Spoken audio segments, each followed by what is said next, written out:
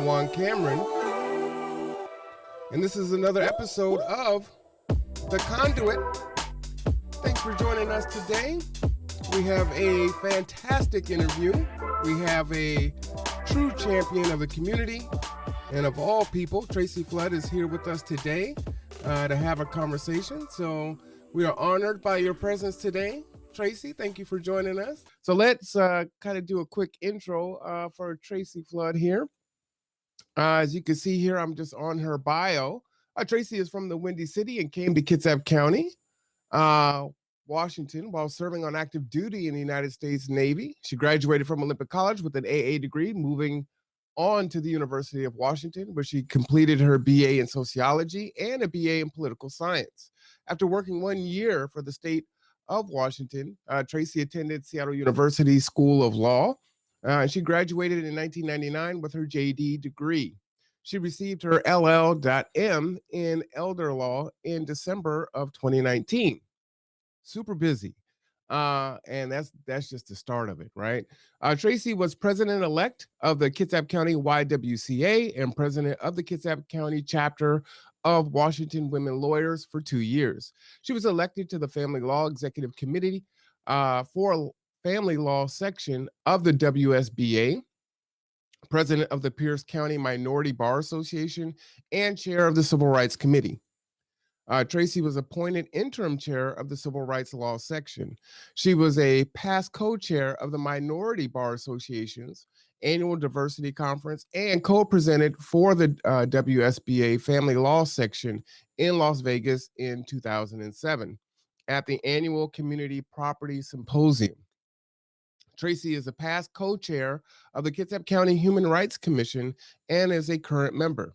She serves on the Council for Public Legal Education, and they just completed a summit too with U.S. Supreme Court Justice Sonia Sotomayor in January. Tracy is current president of the NAACP, Unit 1134, Bremerton Kitsap. Additionally, Tracy is a graduate of the Washington State Bar Association's Leadership Institute inaugural class, and Tracy is a graduate of Leadership Kitsap 2017. Furthermore, Tracy is an Olympic College Foundation board, or she is on the foundation board, the WSBA's Client Protection Board, Kitsap County Resource Board, and vice president of the Washington State Bar Foundation Board. Woo, that is a lot, all right? So shout out to Tracy Flood and all of her achievements. She is definitely active in the community and an advocate on so many different levels. Let's continue on.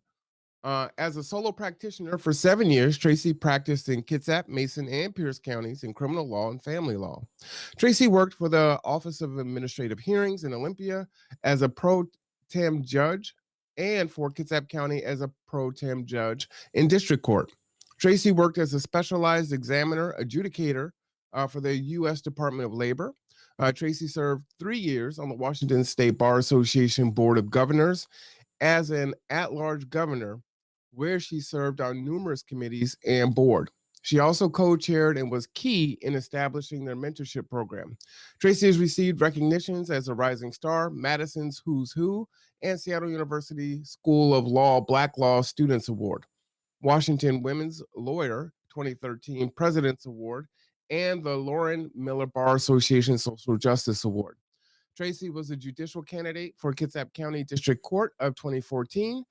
She continues to serve as a pro tem judge in King County, and she received a Dean's Scholarship for the Seattle University School of Law LLM program and is a 2018 YWCA Woman of Achievement.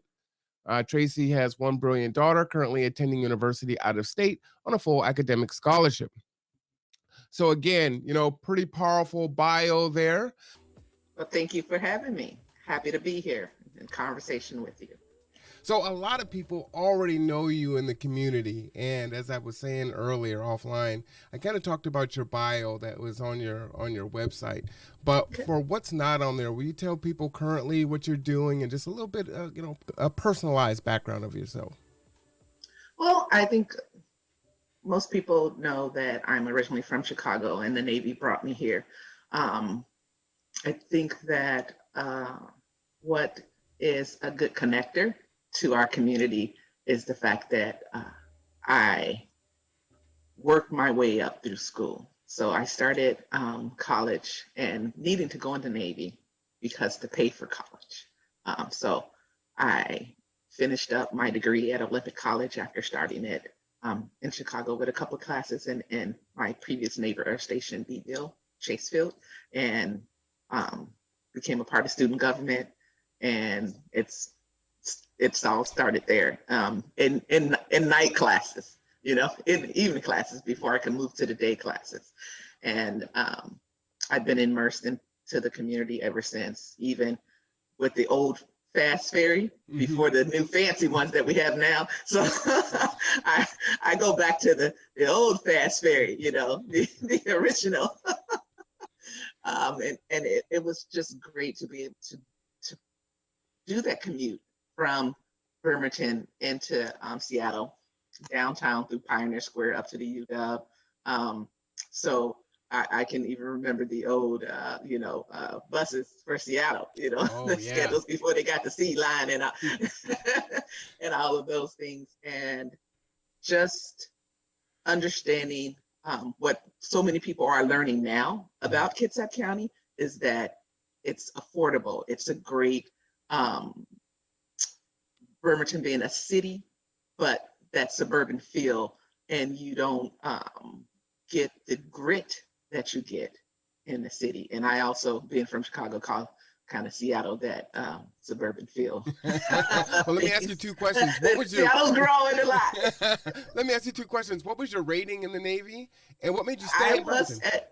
I was an MS. Okay. Which now they don't call them that anymore, but the mess specialists were the cooks, and then they taught you hotel motel management, gotcha. The barracks and all of those things. So you learned several skills within that one rating, and it was great. The people, just getting to know people, being around people, doing banquets, with the first Black Rear Admiral, being a part of his crew to serve within his home in those private settings. So do you still like cooking? I love cooking. It's just finding the time for it. My husband teases me and he says, you just make everything so pretty. The plate just has to be right. What's so funny about that is I have a lot of friends who are CSs, and now that they're out of the service, they're like, I'm not cooking for anyone. Don't ask me to cook. I'm done. Well, I had the pleasure of starting off in the management mode after serving in San Diego with the Black Rear Admiral there, and coming into Texas. The base was civilians, retired military that did all of kind of the cooking. So I got a chance to learn from the best of the best. Nice. So I could sit back in kind of management style, and then working around the officers down at Naval Air Station Chasefield, which is no longer there, was really neat. And then coming into Bangor, my last duty station, which became more of an awards, winning. So presentation, even there having civilians, but us military did the majority of the cooking, and then the civilians to serve around that and to assist in that area. So my experience, unlike those that were on the ships and at the main commands, was more of a prep for service related customer service within the hotel industry, within banquet planning, and I guess that's why I ended up being on so many banquet planning committees. So what made you not go back to Chicago? Not going back to Chicago was a real hard decision. I lost my mom to breast cancer, ended up bringing my younger sister out here, and she ended up at Bremerton High School and graduating from Bremerton High School.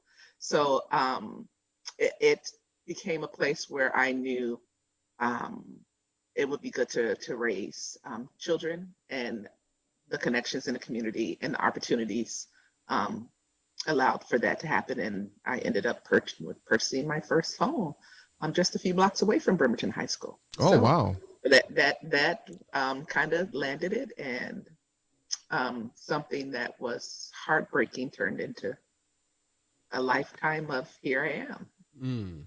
Wow. So tell me what currently wasn't on your bio that you're doing, because there's so many things. I think it took me like 3 minutes to read that. Oh no. Like, So when does she sleep? I think the newest things are, of course, the working with Congressman Kilmer to bring in and to help with the renaming of the post office for John Henry Turpin, working closely with them with that, working on the Quincy Jones Square project that's happening downtown, and being a part of the Music Discovery Board, which is fairly new, and the website is up for that, and being newly elected to the Kitsap Community Resources Board as board president just last month. Oh, well, congratulations. That's real recent. So instead So, of 1 hour of sleep, you get 30 minutes now. Is that how oh, it goes? I know. I cut into my 45 minutes downtown has been dwindled down to 15. So, but it's a wonderful organization. It does so much throughout Kitsap County, everything from your GED, business training, the things that are done with having the community resource lab, which is where they have the computers that have been open during the pandemic, filling that gap of where the Kitsap Regional Libraries being closed and so many people dependent on the libraries for that resource, that Kitsap Community Resources was able to fill that gap. So there's so many things that are done through the Kitsap Community Resources that include, housing, rental assistance, weatherization. There's so much there that it just kind of came together, the need, and I answered the call. So I have a bunch of questions for you, but I want to ask, because I think it's important for folks as they aspire to figure out who they are and how they're going to exist in this world and make an impact. What are your drivers? What motivates you? What are your intrinsic and extrinsic motivators that have you doing all these things? I had the pleasure of growing up in Chicago, and around me were people that looked like me every day. Growing up in middle school, my teachers looked like me. And I learned early on, to whom much is given, much is required. And being immersed in community, being immersed in my neighbors knew, you get out the street, you don't, you were family, you were a family unit. We took care of each other. When my mom had to be at work, Miss Holmes was there. Corner house, you go there after school and you can get, and her son, Mark, helping me with my drafting. So for me, those relationships, while you look at Chicago and it being a major, major city, there was always the West Side versus the South Side, things. But at the end of the day, no matter where you go, if you're from Chicago, you understand the grit, the grind. You understand the need to work hard and to be the best that you can be, but also to extend that olive branch, to extend my experiences to others. I've had other attorneys that have worked for me who have gotten their first courtroom experience by coming into court with me. Because many times you go to a big firm and you're the writer behind the brief that the partner gets to take into the courtroom and argue. But when you have your own business, and even my firm experience with Crawford, McGill, Peterson, Yellis, and Dixon at the time, from the public defender standpoint, I was in court every day. So I got the experience. I learned the proper protocol in addressing the judge and going up to the bench and dealing with witnesses on the spot back then. And I feel like I'm so much time has passed. There, we would have probation violation hearings. They were mini trials pretty much every Thursday calendar. I could be thrown into a mini trial. So I had to be prepared. And the sense of family that I felt at the firm, Mark Yellish has passed on, But him bringing me in, reviewing my first files, because I had kind of started taking on clients while I was looking for, that right fit at the firm. And looking over my files and saying that they looked good to him, they were in order, was that reassurance that you need as a young attorney. And so being given that, when I went out on my own, I wanted to do the same and to be able to give that back. The Leadership Institute, the Washington State Bar Leadership Institute, was established by Ron Ward and David Savage, giving minority attorneys that leadership, mentoring throughout the state, and being chosen for that first class in the top, 10 that were accepted was an honor. So when I look at what opportunities were presented to me, I want to afford those same opportunities to those individuals who are interested in the law, who are newly in law school. So I go back and I have conversations when they call and say, we're having a mentoring workshop, Tracy. We know you're over there, but we would love to have you. And I stop and say, if I can make my calendar work, I'll be at the law school to be there. Because the examples of seeing someone that looks like you is so important. And that's what I got growing up. All right, so let me ask you this. When Tracy Flood is gone, what is your legacy? What do you want it to be? What do you want people to say about you? How you lived, your accomplishments? Wow. That's a tough question, right? Come out the box. Well, Throwing blows. Well, I'll put that on your mind. We'll talk about some other questions. Okay, ask me another one before that one. Then we'll come back to that. Give you kind of the big, huge questions. What's the meaning of life, Tracy? Just go down the road there. Okay, all right. So, I ask everyone these questions, and I think it's really important, especially for our community. And that we have a huge, homelessness issue in this country. That here in the county, we've got a big homelessness issue. And then, furthermore, it's going to be exacerbated by the moratorium on evictions expiring, right? So we're going to find more people in trouble. So what are some things that you think that we can do or should be doing to address the homelessness issue?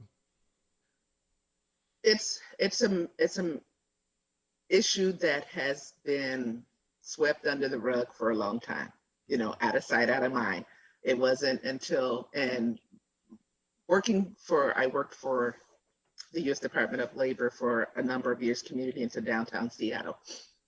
And I can remember when I first began my commute as a student, walking through Pioneer Square, and I hardly saw any tents, up until my last year of commuting, and tents were everywhere, even in downtown Tacoma, and now in Bremerton, you're seeing. So I did an assessment, and I thought back, what was different then and now? Rents in downtown Seattle were affordable.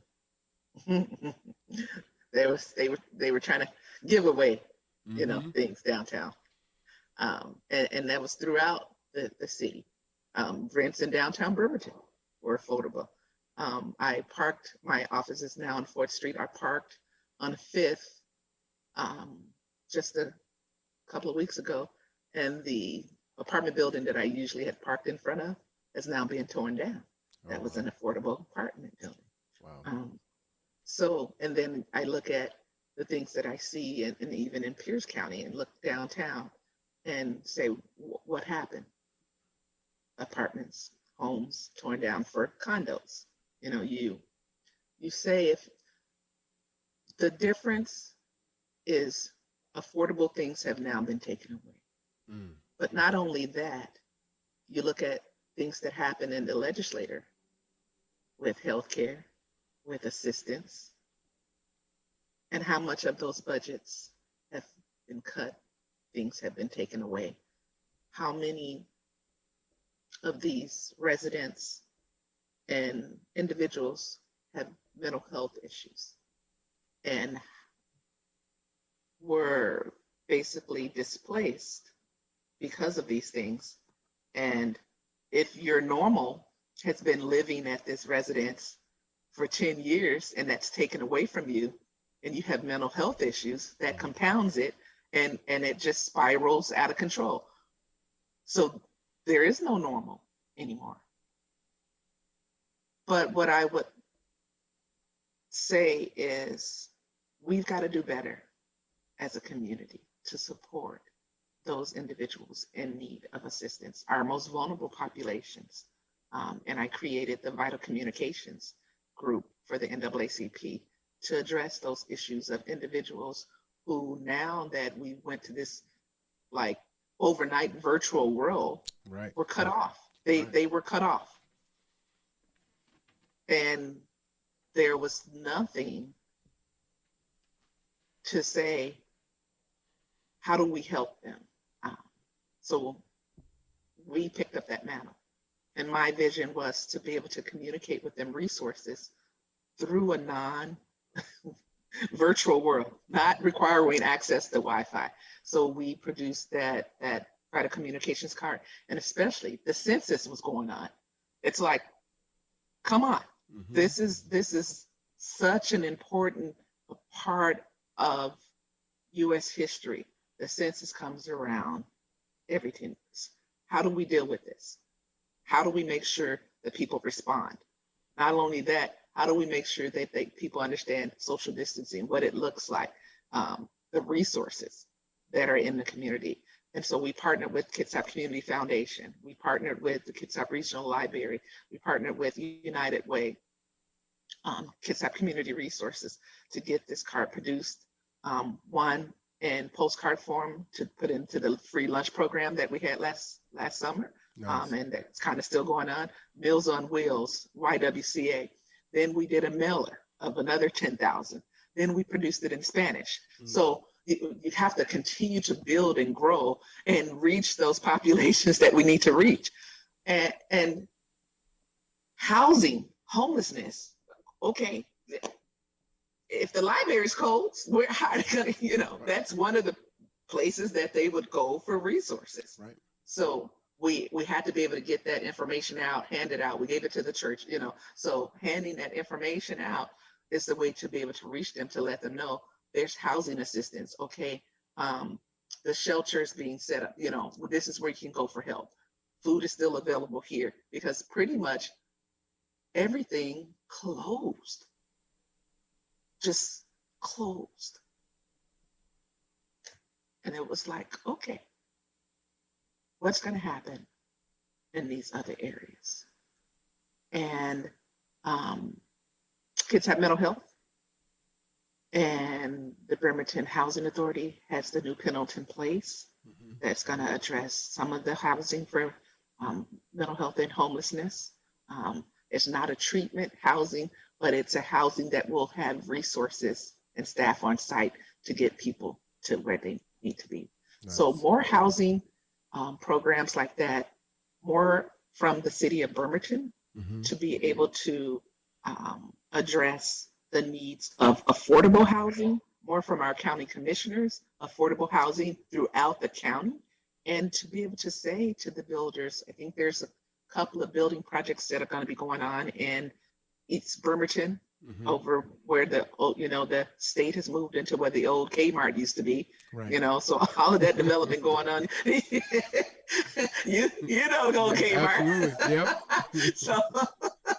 Well, one of the challenges is as these developers come in and they build these new developments, let's say they've got 100 units and they get all these incentives to build, but then they say, okay, well, 20 of these units are going to be, or 20% are going to be affordable.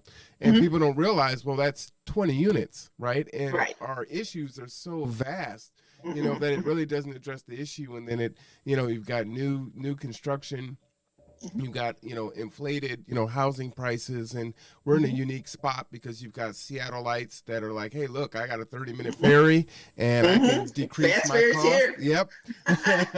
I can decrease my cost by 2/3, right? And then And, just, and for them, anything over here is affordable compared to Seattle. oh, it's a steal. So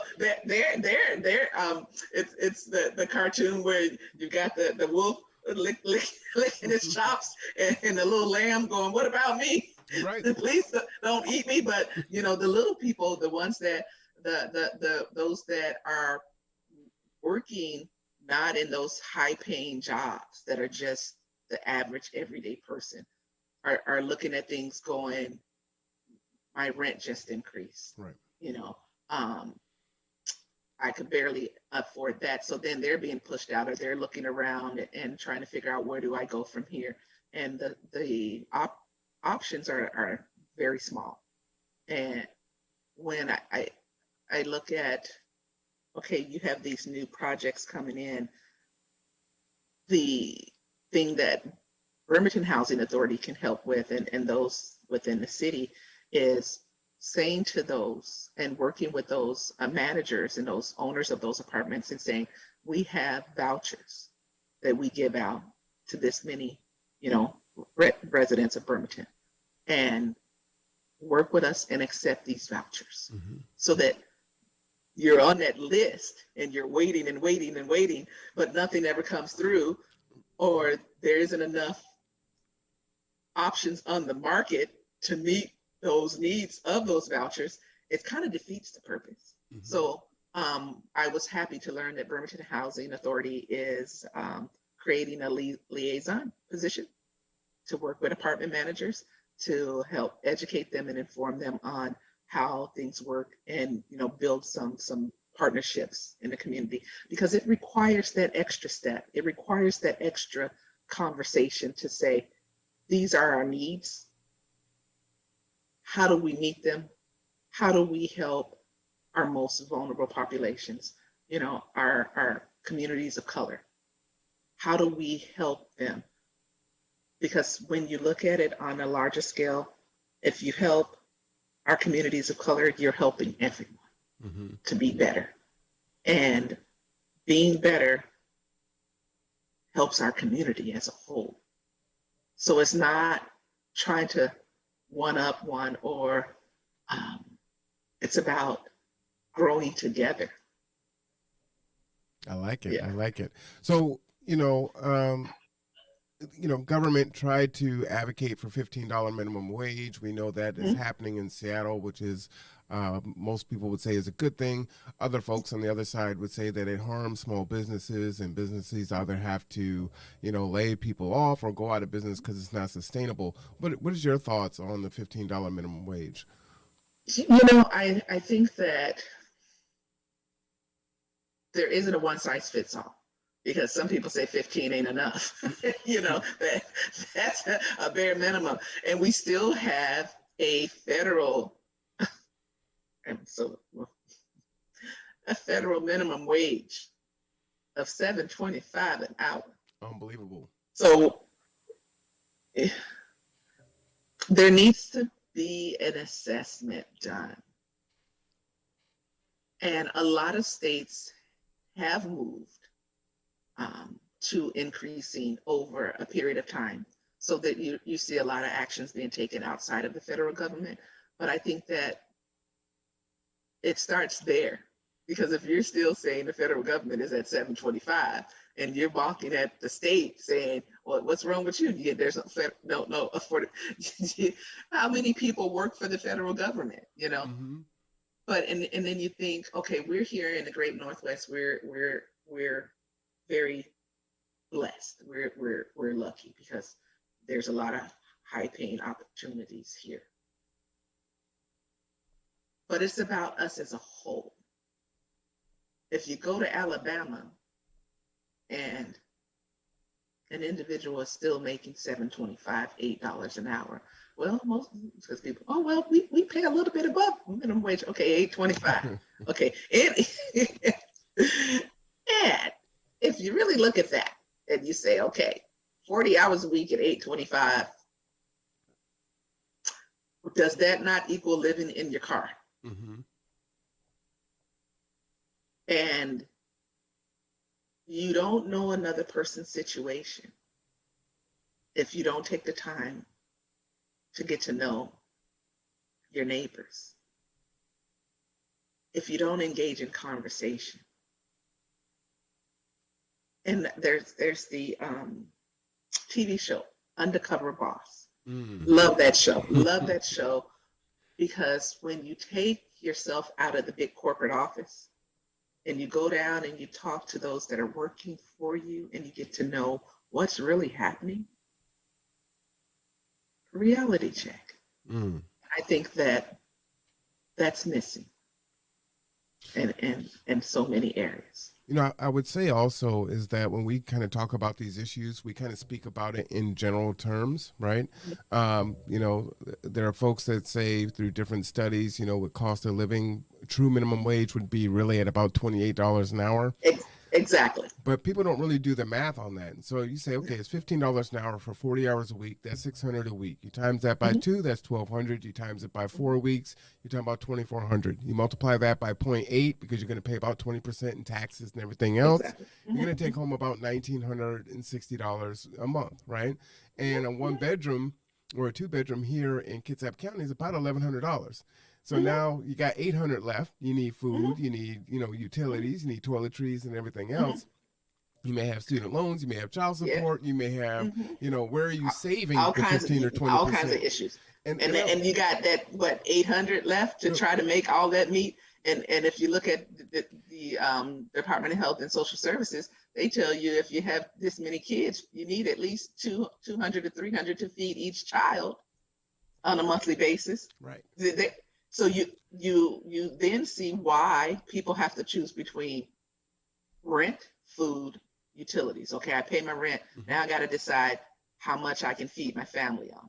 And by the end of the month, why I don't have money for groceries, or I missed that utility bill. And there's so many facets to that. Right. And I just think when people speak in those general terms, they're not looking at what it's like to actually make that amount of money. And remember, it's not even that $15 an hour. Most places are below that. So I'm using that on, we're getting to 15. Just trying to get there. We just try to get to 15. That's the request, is that you do $15 an hour. And even doing $15 an hour, and I think that a lot for me, I remember when I was commuting to the UW, and one of the ladies that I met had been working part-time at restaurant like Famous Days. And this was a time when I think it was maybe $8 an hour, $9 an hour. And it wasn't the minimum wage, it was the tips that got it through. And she would say that the tips get me through. And she couldn't let go of that. It helped pay for books, things that financial aid didn't pay for. And so you look at the pandemic and those individuals who worked in restaurants who were relying on tips to support and supplement that extra income, gone. I think that the unemployment benefits that were put in place helped, but that's temporary. You know, that's a temporary Band-Aid solution. Well, let me ask Tracy, if I may, sorry for cutting you off there. Oh, it's okay. Just kind of thinking about it, right? Whether $15 comes into play or not, it was going to be phased in years regardless, which is still not going to be enough. There has been some conversations about UBI, you know, universal basic income. What are your thoughts on that, as far as could that be a supplement to someone's income or whatever, Social Security, TANF or whatever, to try to fill that gap in? I think when we look at things like that, you think supplement. Anything that you're supplementing, where are you pulling from? So then you get into another compounded question. My thought on how do we deal with everyday needs, affordable housing, affordable earnings, even the earnings gap between men and women, Black women and everybody else. When you look at all of those streams, there is an issue. There is an issue that has existed, and it's only become more of a conversation because of actually social media and media outlets to bring more attention to those things. But that has to be fixed, because you can't take one without the other. You can't say affordable wage without saying affordable housing. We gotta deal with them together, because by the time you phase in, as you said, the $15 an hour, or inflation, the rents rose, so one is not keeping up with the other. Even when we look at what's happening with product shortages in the grocery store, where we were looked at as having options, so things were more affordable in the U.S. When you go up to Canada, we're right here on Vancouver. In a while, we ain't Canada, They said, no, can't come in. But when you went up, you saw the value of the dollar, but you also saw the value in the limited product selection that you would have, right, versus the product selections that we have here in the U.S. But that landscape is changing as well. You're beginning to see more and more things aren't available. We unfortunately we saw that with the whole tissue thing, and paper goods. So things that you would have never in a million years thought would be an issue. Really, going to the store, I'll just need And what are you doing with it now? There's plenty of it now. So when you just got a spare bedroom full of toilet paper, huh? Exactly. You're trying to sell it on eBay or whatever. You're trying to sell it now. So when we everything is so intertwined, and until we can see that and stop trying to piecemeal things together, because we need effective government to work together to be able to look at this entire picture and to say, if we did this, that's not going to solve this. But if we put these two together, we're addressing the heart of the issue. So really being able to look at the heart of the issue, because it's like your body. You got your head, you got your arms, you got your legs. Each one can do different things. But if your heart's not pumping, it doesn't matter that your arms can do something, because if the heart's not pumping, the arms. Yeah, I love that analogy, because it does seem the way that we kind of attack things is just to deal with the symptom and not the actual, core of the issue. And so we're just plugging holes everywhere, but we don't actually fix the boat. So we have to fix the heart. I like the heart that. of America right now is wounded in so many areas. Well, you and I were at a Zoom meeting with Kitsap Public Health the other day, and there's conversations about the vaccine. We know that the Black and Brown community have historic issues with healthcare in this country and the way that we've been treated, and quite frankly how we're currently treated. And there's some equity issues that are around that, and public health is working to address that. Actually, Holly will be my guest on the Conduit tomorrow. But what are your thoughts on the vaccine? Is it something that you kind of feel that you trust? Have you already been vaccinated? What are your thoughts on the vaccine?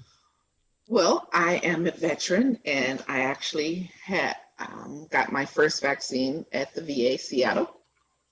They called, set it up. So I feel fortunate to be a part and to have served and to have my medical care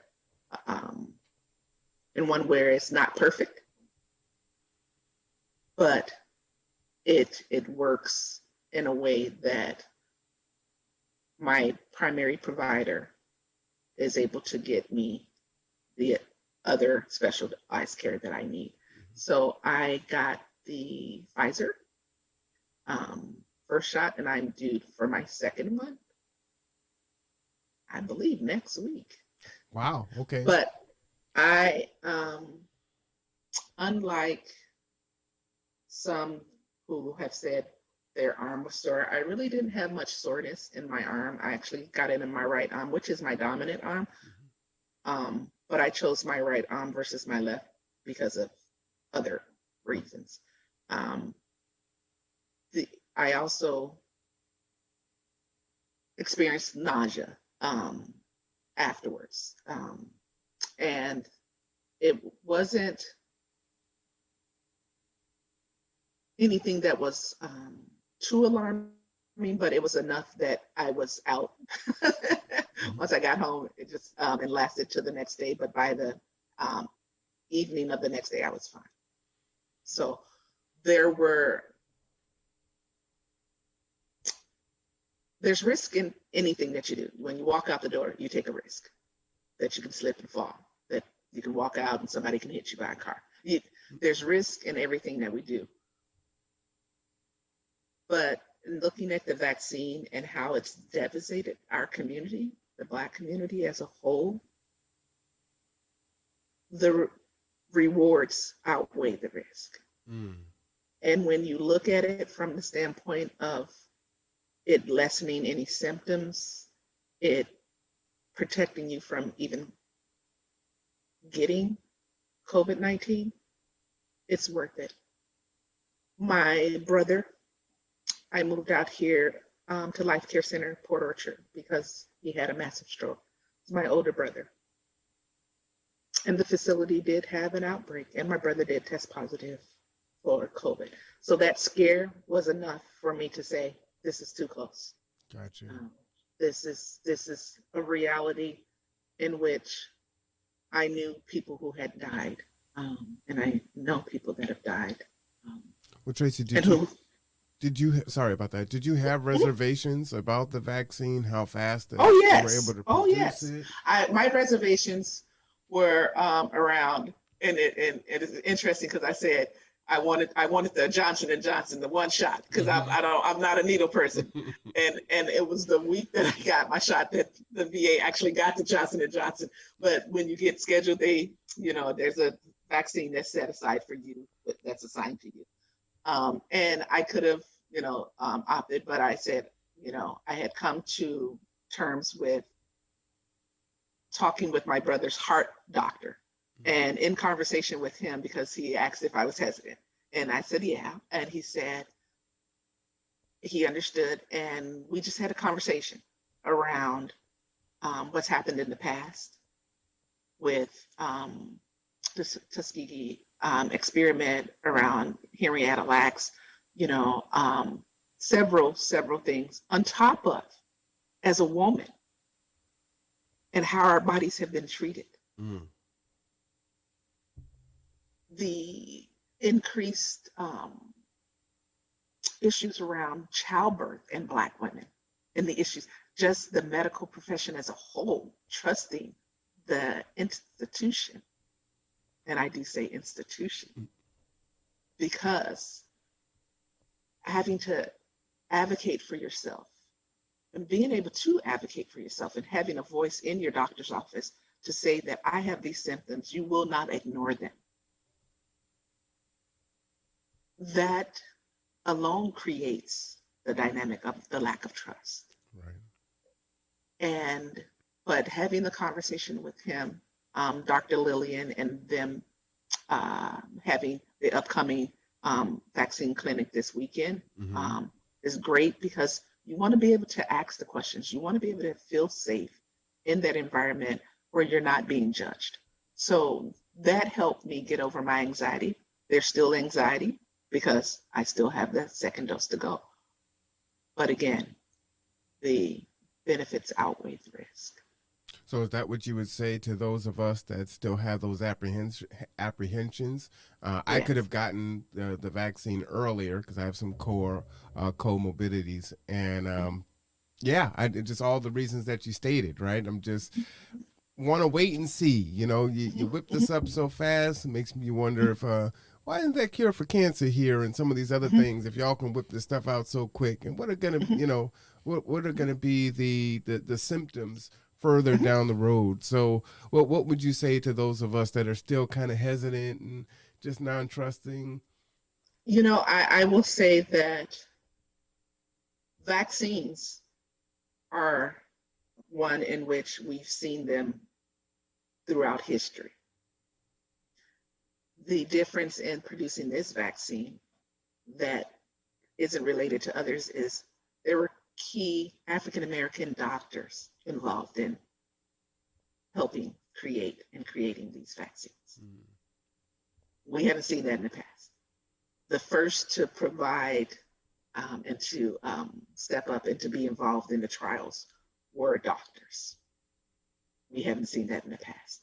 So I say that if the medical profession involving from that standpoint, the fact that more money was put behind these vaccines than you've seen in the past, and you talk about cancer research, there are so many cutting edge things that have happened in cancer that, it's different from this. So over time that has progressed. And of course, my heart still hurts because I lost my mom to breast cancer. But the technology behind that, the data and the research, and even the looking at how they've created the isolation of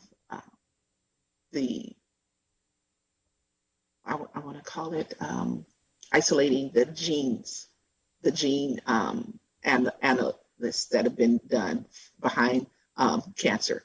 That's all because of funding, being able to do that in those studies. So when you can take government money and put it behind it, this is what you get. So here's a blank check. Fix it now.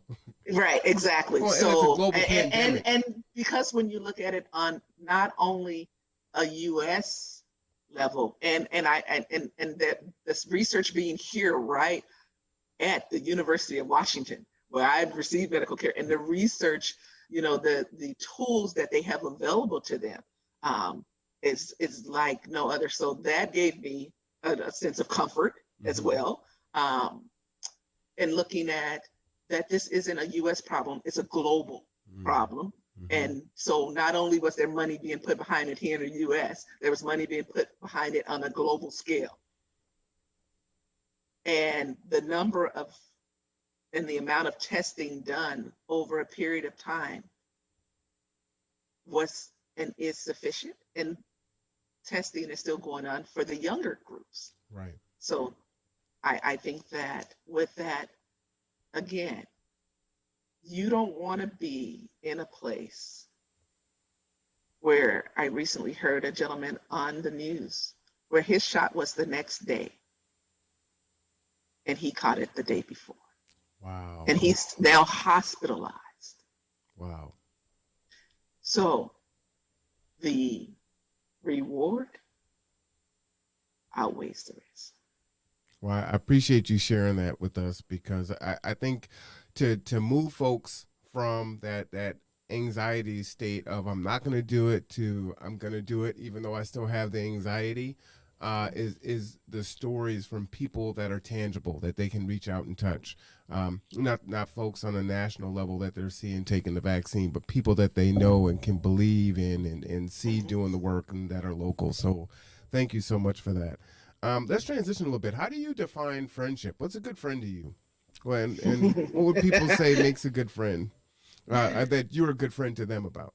What attributes? Oh my. Okay. I actually had a conversation recently with a good friend of mine, and she said, when you're my friend, no matter what, I'm there for you, and I'm down for you. I have your back through thick and thin. And I think that in this day and age, there's different levels of friendship. You have the coworkers that you work with. And you got associates, you got friends, so professional, non-professional. But those that are in my core circle, no matter where we are, no matter what time it is, they can call me. And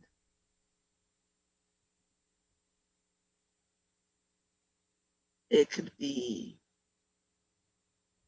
several months or years since we've seen each other, but every conversation is just like we just saw each other yesterday. And it's a sisterhood and a family in which you just don't have the same birth parents. All right. So how do you get to that space with another person?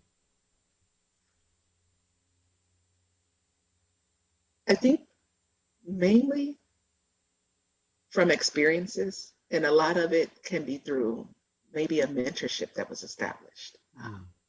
One of my best friends, Teresa Roscoe, I went to work for her as a work study student when I was at the University of Washington. And to this day, she's my big sister. And even through the years of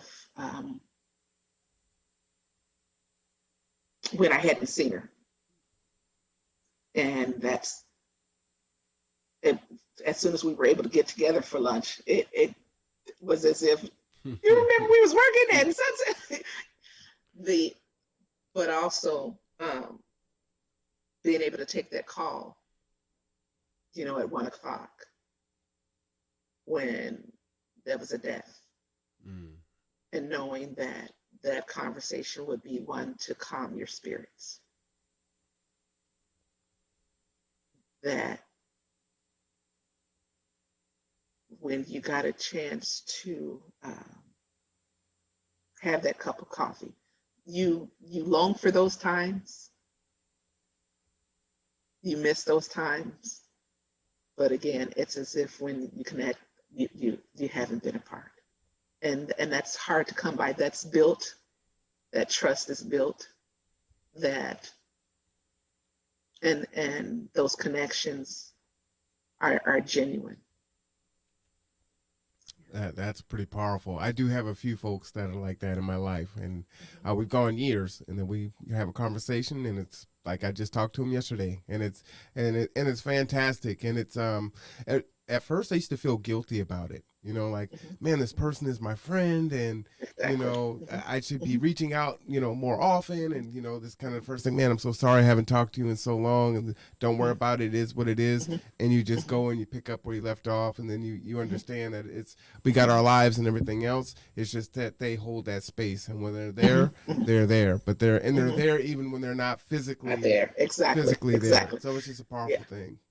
You have that conversation in your head if you're trying to make a decision. What advice would this person give me? And you can hear that voice in your ear. And then you do make that phone call, because another good one friend of mine was in Germany for a number of years, and it was so hard connecting on the different time zones.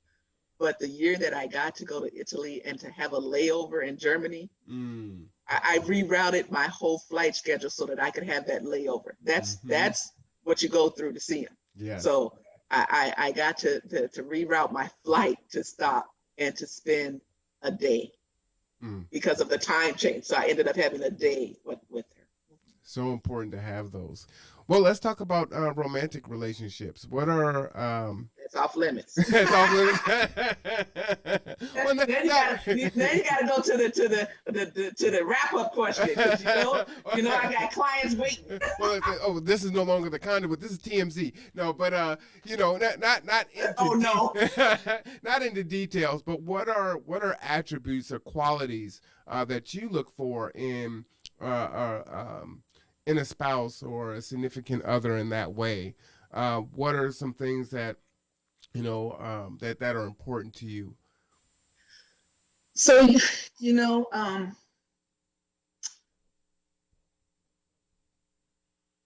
I wanted, and I have in my husband, that friendship, that person that you could laugh with, that person that you could cry with, that person that you, no matter what was happening, they made you feel safe. And you could lean in and not worry. That sense of you're accepting their past, their present, and their future. You're their balance in letting them know that you see them, you hear them,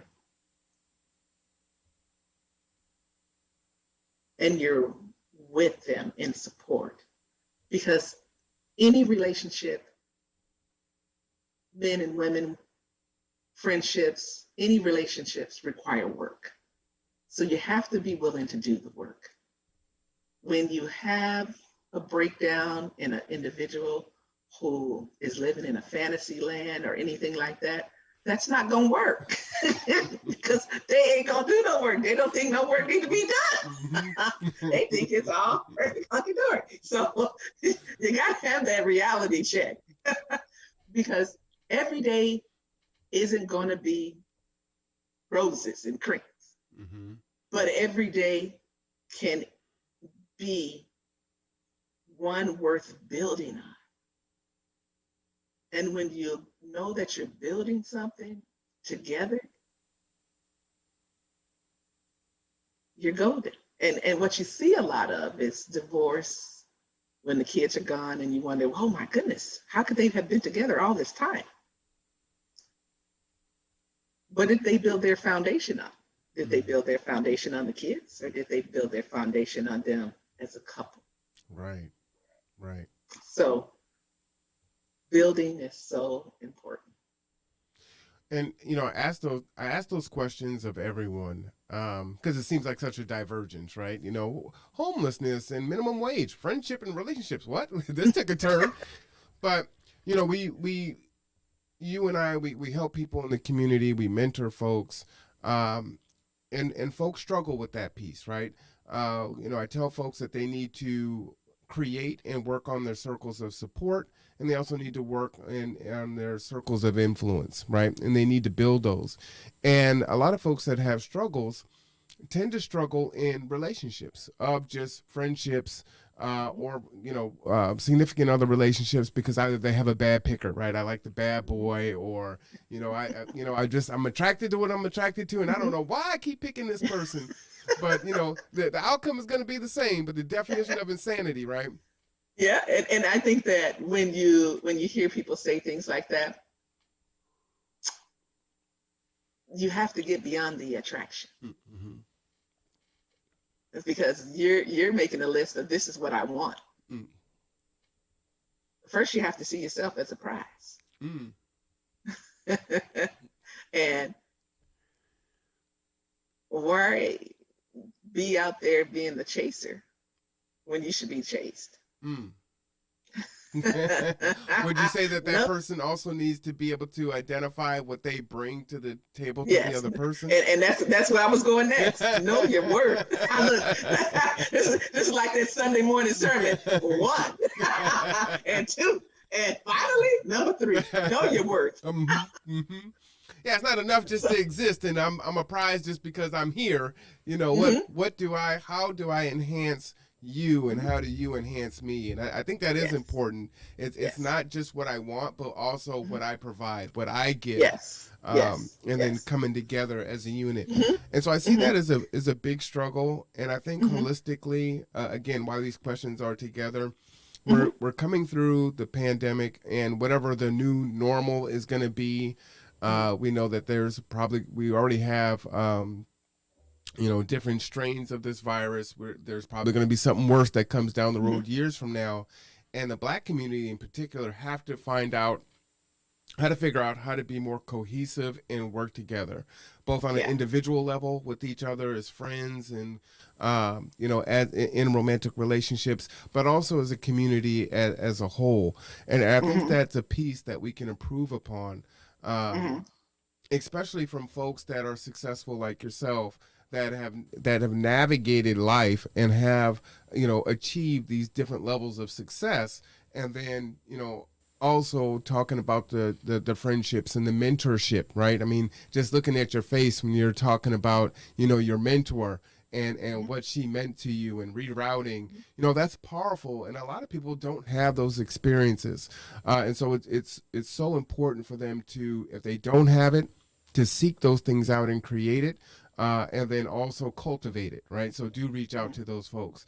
So that's why those questions are in there. So I was like, wait, what you talking about now? That wasn't on the list. No, that's obvious. So I was gonna Breathe. so I was gonna ask you to tell us something that you that people don't know about you. But I think the question really, which is great because people don't know this if you haven't shared it, is what is your legacy? What do you want people to say about you when you're no longer here? What's the impact that you Oh, want to leave? I there is a saying that don't wait till a person is gone to acknowledge them or to thank them. But all too often, life happens, Mm-hmm. and sometimes it doesn't happen to the degree that we want it to. And I think for me, the thing that is most important is that people see me as one in which, when I am gone and no longer here, she gave it all. She Mm. gave everything that she had. And because so often, you there's another saying, the graveyard is the richest place on earth, Mm. so full of untapped potential. Wow. So when I don't want to be adding to that potential, Mm. I want it to be said that she had these talents and she gave it all out. So when I'm 101 plus, she gave it all. And she gave it all in service. And for it to be said, job well done. Wow, that's fantastic. That's powerful. That's powerful. I love talking to people because you just the insight, the things that people say. I've never heard that saying before. So I love that. Not letting that wasted potential, fade away with you passing. That is really powerful. Thank you so much for that. And, See, there's nothing else to be said after that. well, it's a drop the mic moment for sure. You know, you are watching The Conduit with Marwan Cameron. Our guest today is Tracy Flood. Tracy, there's a lot of different things going on. I gotta say, I've never, spoke with someone, this in this space like this, kind of back and forth with someone who may be a judge. So you are aspiring to become a judge. So tell us about Yeah. that. I'm gonna speak that into existence, Your Honor. So tell us about that because that is fantastic. So I have filed with the PDC to be the next Bremerton Municipal Court Judge, and filing officially will be in the month of May. And at this time, when you said you read my long resume, having worked as a pro tem judge in several levels of municipal court and several levels of court in Kitsap County and in King County, as well as for the state of Washington as a pro tem judge, and the work that I did at the Department of Labor, that skill set that I bring, as well as my community relationships, board experiences. Uh, what is it? I am Bremerton. what what, in essence, is one in which starting as a Navy sailor, a young sailor, working my way up, throughout Kitsap County, being able to relate to the everyday person. And so when a person comes in front of me in my role as judge, to be able to have the temperament, the trust, and understanding access to justice for everyone has prepared me for this position. So I look forward to the opportunity to serve in that capacity, to bring in new and innovative things as I can, and being a role model for those individuals that look like me, that they can do it too, that they can go to law school, that they can be an attorney, that they can do anything that they want to do. And so we are in need of diversity in our leadership throughout the county on different levels. And I encourage those individuals who have the skill set and want to see change, be the change you want to see. Oh, I love it. Be that change. You can't talk about it and not, in the old days, you can't talk about it and not be about it, you have to be the change you want to see. And that's on every level. We have experienced a lot over the last year when it comes to Black Lives Matter. And it didn't just happen with George Floyd. It didn't happen with Breonna Taylor. This has been going on for quite some time. In our community, as my role as president of the NAACP, we've worked with law enforcement to build community relationships, because it's about that relationship. It's about understanding the dynamics of who's in your community, the fears that they have, the community has of law enforcement, the differences in cultures. Our minority communities, this is our African American, our Native American, our Hispanic Americans, our Asian Americans. There are needs, but we can't learn them. We can't learn from them if we're not all at the table. There needs to be a seat at the table. And so we've created space to bring law enforcement to our table at our annual community dinner that we've held. This year we did it virtually in December because of the pandemic. But we also have an upcoming virtual forum that we're going to do with the Washington State Patrol, because when we held our law enforcement call to action last year after George Floyd, we had the police chiefs at the table. Now it's time to talk to the Washington State Patrol, which a lot of people don't understand the roles of the troopers, how they are, what their processes are. So we're bringing it all to the table on April 30th at 5:30 via Zoom. Okay. And I'll share that flyer with you so that you can post that. But we, and at the table is going to be the captain of the region, because there's things that people need to know. How is Washington State Patrol set up? How do they operate? How do they work? And then we hope to host and co-host with them an in-person open house. Gotcha. At their facilities that are over off of Auto Center Way, so that then you can see them up person, close enough, with appropriate social distancing. So we're going to be working that out too as well. And is this through the NAACP that yes. This is happening? Okay. Yes. So these things are needed, but it's also important that as a judge, people don't see me as only looking at one group of folks as having needs. And the thing that people don't understand is NAACP is a nonpartisan organization. It's a civil rights organization. And the majority of what we do is working on policy and access through the courts for everyone. Because if there's a violation of a person's rights over here in this area, doesn't that affect us as a whole? Mm. So Yeah, absolutely. I look forward to So I don't know what the what the future process is holds. to become What the future holds. I don't know what the process is to become a judge. Is there anything that regular citizens can do to support you in that way?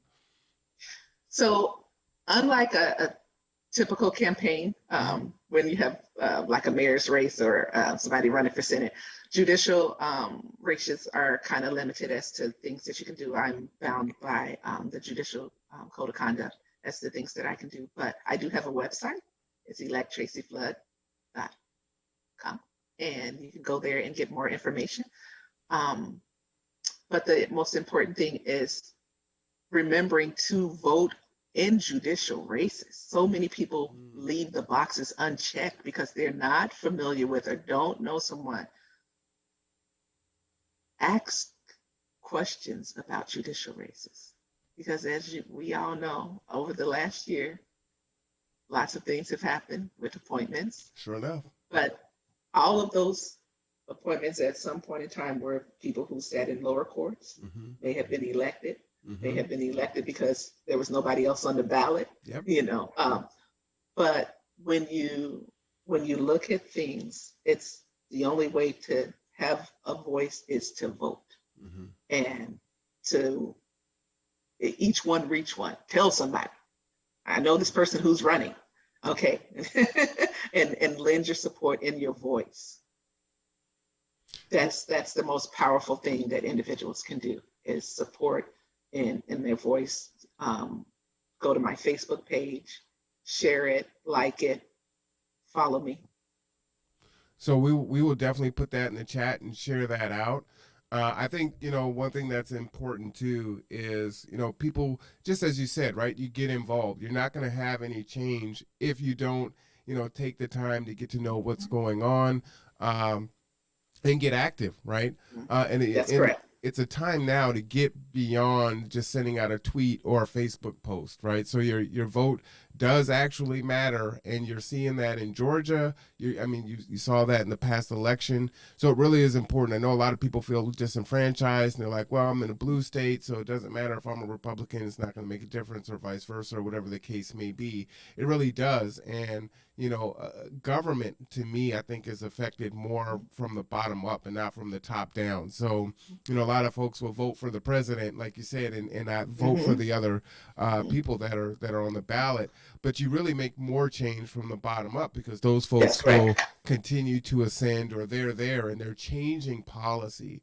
And I think what's important to say too is, I'm not a person that votes for someone just because they're black like I am. I'm a person that votes for someone because they are in on the issues, right? Like you said, you are Bremerton. So you're sitting on this board, you're doing this. You don't advocate just for black people, you're advocating for the poor, you're advocating for LGBT, you're advocating for immigration, you're advocating for humanity, for people, for the county, and that's what you're looking for.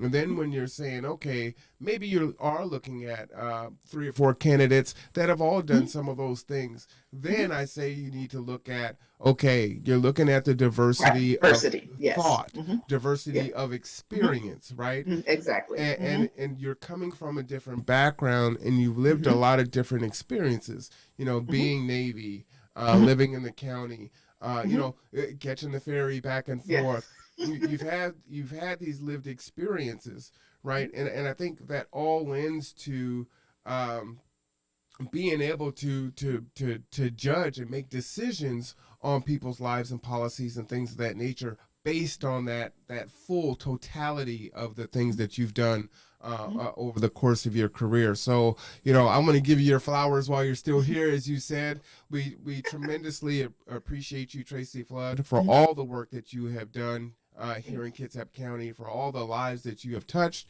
for those that you have touched that you don't know about because they'll never ever tell you, right?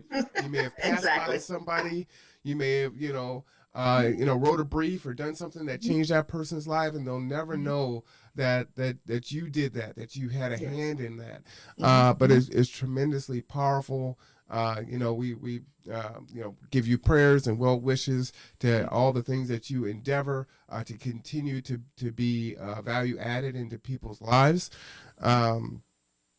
I hope that maybe you'll come back at some point in time and just share little snippets, like maybe as it gets closer to May, because people don't know the process. I had Robert Gilder on, the commissioner of Kitsap County, one of the commissioners, and I had no idea how you become a commissioner. And he's like, hey, I just came into town and, I decided, hey, I'll do it. And, he tried and lost the first time and then sat on some boards and did it. We have no idea that regular average citizens can go and be the change you want to see using your words. Exactly.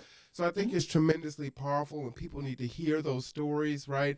And as you kind of sit here as Your Honor, Judge Flood, right? Oh, that has a good tone to it, doesn't it? Judge Flood, you are a regular person, and you went to OC, shout out alumni, and it's like, okay, so you're working on an associate degree, you were in the military, you used your GI Bill, you went through these things, you had struggles, you lost folks, you had loves, you got friendships. Regular folks can make change, and here you are now as this more, polished jewel, but you are a jewel in whatever state you find yourself in your life now. And just kind of continue to move forward, surround yourself with positive people in your life, and be your own version of Tracy Flood. Yes. Thank you. This has been an awesome time chatting with you. And yes, I would love to come back and just talk about, the requirements of being a judge, and to talk about the things that are in place and about Bremerton Municipal Court as well. And the different courts that I practice, and I practice all across the state. And being a military town, that happens, going all the way north as to Snohomish County, and all the way east as to in Yakima. So I've been across the state, and that level of diversity in my experience is unmatched. Wow. And you know what? I'm not surprised. And like I said, it took me almost 5 minutes to read your bio, and it didn't even have the most current stuff on there. So okay. I want to give you the final word. Any final thoughts before we go? I think a final thought would be that we as a community are as strong as we want to be, and as weak as we want to be. And when I say as we want to be, it's a matter of the acknowledgement of our issues, the things we need to improve and make better, but also the acknowledgement of the progress that we've made over time and over the years. But what we can't do is stand in a holding pattern and try to keep things the same. Because keeping things the same keeps you stagnant. And no matter how much you want to keep things the same, change is inevitable. Thank you. All right. That is the final word from Tracy Flood. Hopefully soon, Your Honor, Judge Flood. We thank you so much for your time with us today, Tracy. I'm R1 Cameron. This is The Conduit, and we will see you next time. All right. Bye-bye. Thank you. Thank you.